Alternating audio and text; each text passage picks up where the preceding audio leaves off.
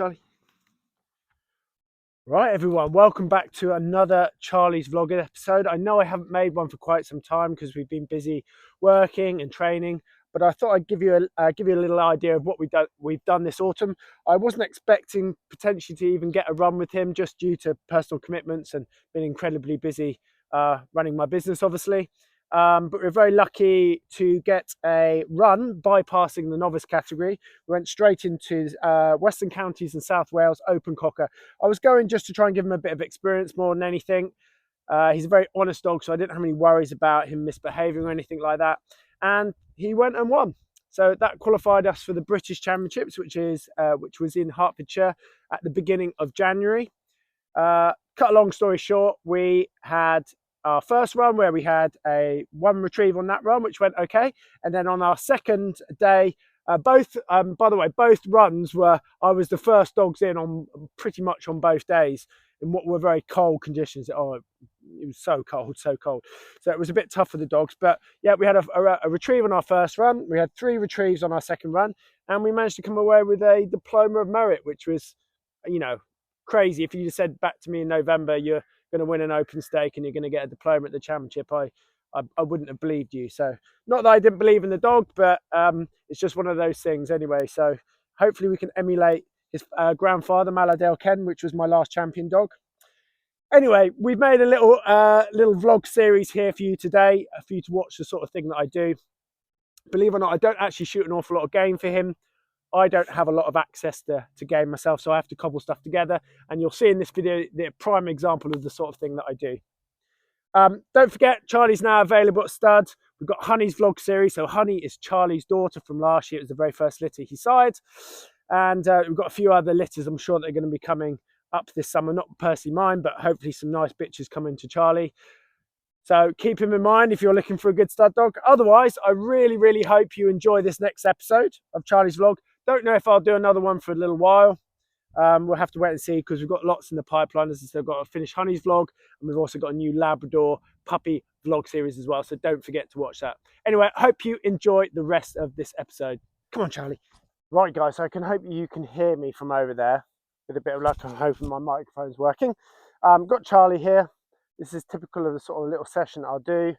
Still, even though he's on game, I'm still hunting balls, making him spit them out, giving him mark retrieve, saying leave that, setting him for a blind. Still doing all that stuff, and I'll keep doing that. So we're going to do a little bit of hunting down through. Wind's behind us a little bit.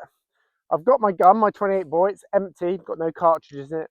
I'm using that in conjunction with the starting pistol, just because I want him to associate the gun. He already recognises the gun shutting and what that also can mean. I'm going to pop my whistle in the mouth, and I'm going to try and get some balls ahead of him without him realising, to show you the way that I do it. But sod's law, when you try and film to me, it never goes like it does in training.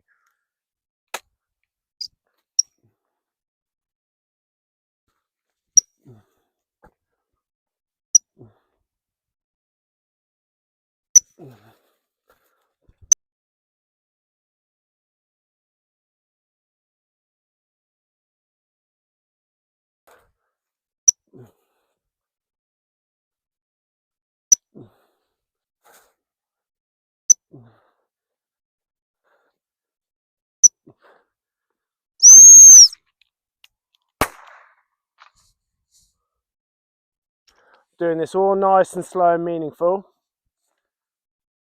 Going to give him a mark retrieve.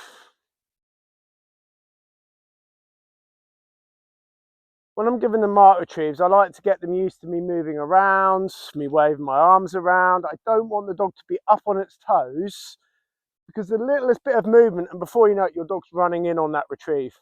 And I really want to try and avoid that. So I have a nice clear send. I should be able to do that. The dog doesn't move. I can say back, the dog doesn't move. He needs those 2 keys turning at the same time. Right. Bit of hump whistle as he's about to pick it. I'm also going to lean over here and pick up my tennis ball. Good lad, good lad. Well done, good boy. Sit. Okay.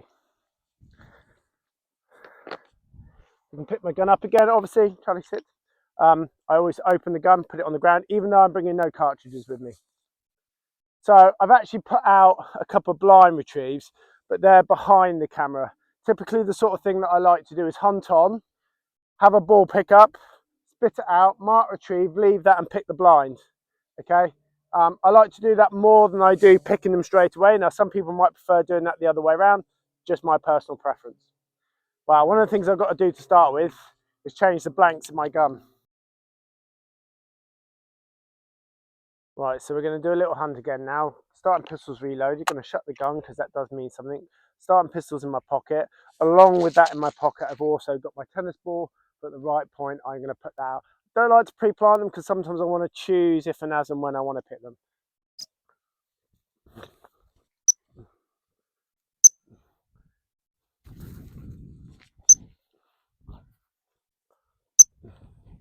Right, so the great thing about what you're seeing me do in this video is that most of this is accessible to most people, even if you're not using a starting pistol or even a gun. So a lot of my training is for tennis balls. Now, obviously, you're not going to get the same drive level out of training for tennis balls as what you are on game, but you can get 80% of what it is that you're trying to achieve. So here I'm teaching the dog to hunt, to find and retrieve. In my videos, you've seen me teach my dogs to spit the whistle, to spit the dummy out, or the ball in this case. That simulates a find and then a flush and a stop. That allows me to then throw a retrieve. Now, if you just hunt your dog, stop it and throw retrieves, a lot of the time it will teach the dog to stop and look at you a lot. So this method negates the dog constantly stopping thinking you might throw a dummy, because you are only ever throwing a dummy off a find that's found through the nose. And that is the real key point here. So I do an awful lot of hunting for tennis balls, whether it's on open grassland like this or in woodland. Typically, there's very little game scent. So I am having to use the natural scent of the ball. A lot of the time I'm trying to roll the ball so that leaves scent on the ground. Sometimes I'll use a trail scent dummy, which you'll have seen me do videos on if you followed my channel. But typically, most of my training, most of the year, is hunting for balls, spitting them out, mark retrieves, blind retrieves, etc. And as I said, this is available for most people to be able to do. And then there's certain parts in the year where I'll get some game training also. Typically, that's done in the beating line. But you can do an awful lot without game, but there are some key points that you do need to get right. Anyway, I hope you've enjoyed this part, and we're going on to another bit of training in a moment, which is about teaching your dog how to take a line. Right, everyone, so I thought I'd show you this next phase. Now, you have to do this without the dog being with you. It's really, really important because the dog mustn't see you put the retrieve down and see you do what I'm about to do next. So what we're trying to do here is simulate a fall. So I'm going to make a bit of a scent mark on the floor using this dummy, which is a rabbit imitation dummy. And then I'm going to drag it off. Now, the key point here is I want to do this down the wind. If you do this into the wind, the dog will not learn to take the ground scent. A lot of the time the head can come up and then they air scent the retrieve and run straight to it. And that's not what we're trying to do here. I'm trying to create a fall, and as if a bird has run or a rabbit has run off, and I want the dog to try and take the ground scent on that. So for example, the wind is coming this way, so it can't use the air scent because the scent is going that way. It can only use the ground scent. And as I said, you have to leave the dog in the vehicle to do this because they mustn't see you do it. So a lot of pre-planning, same with me. Sometimes I'll come out and pre-plant lots of retrieves. You see I've got a marker here, and this is for me to know where the fall is.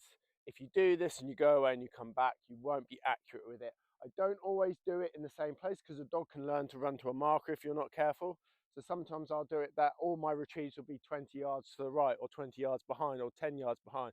I mix and match it, but for easy sake, I'm doing it right next to this marker today. So basically, I'm just going to do what I call a fall, a nice figure of 8 there, and then I'm going to drag the retrieve off.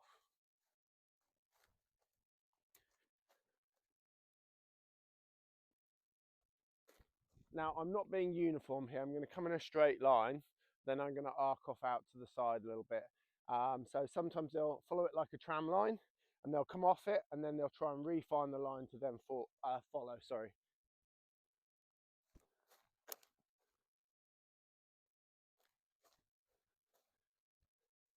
And then I might leave the retrieve here, for example, and then I'll go off. I'll be sending the dog to that fall, and then hopefully the dog will learn to take the line onto the retrieve. Right, so in the next clip, you'll see me hunt down for a rabbit ball. I'll let the dog pick it, find it, spit it out. I'm going to give the dog a mark retrieve out to the side. sometimes I'll say leave that, but in this case, in this clip, I won't say leave that, and I'm just going to tell the dog to get back and ignore effectively the retrieve out to the side. Typically dogs, if you don't practice this sort of thing, will always only ever want to go for the retrieve they've seen. Here, I'm not actually going to say leave that, but I'm just going to give the dog a back command, and this is when you find out whether the dog goes where you want. I'm going to try and hit the stop whistle on the spot, and then tell him to hump with the hump whistle, and then it's down to him. I don't interfere after that point.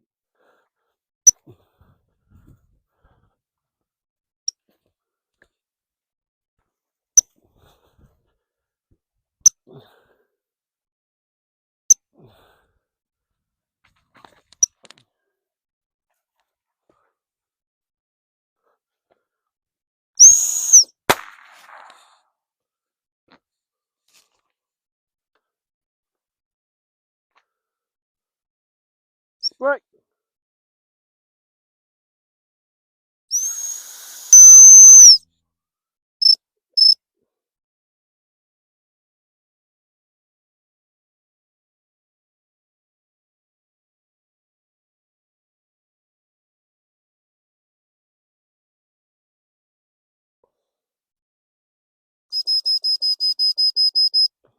Boy, good boy, Charlie, Charlie. Good boy, well done. Sit. Yep. Sit. Right, guys. Well, I hope you've enjoyed this episode. I've tried to put together some different bits and pieces. I'm always mixing and matching what I'm doing. Pick that, leave that, go here, go right, go left, all sorts of different stuff. When I have dead birds, I'll use dead birds for teaching the dog to take lines. I'll also use them for mark retrieves, although they're not as easy to obviously throw. Partridges are better for that. And I'm mixing and matching this. And this will probably be my training through to next season now, pretty much. I don't have a lot of access to actual game, even though this is my full-time job.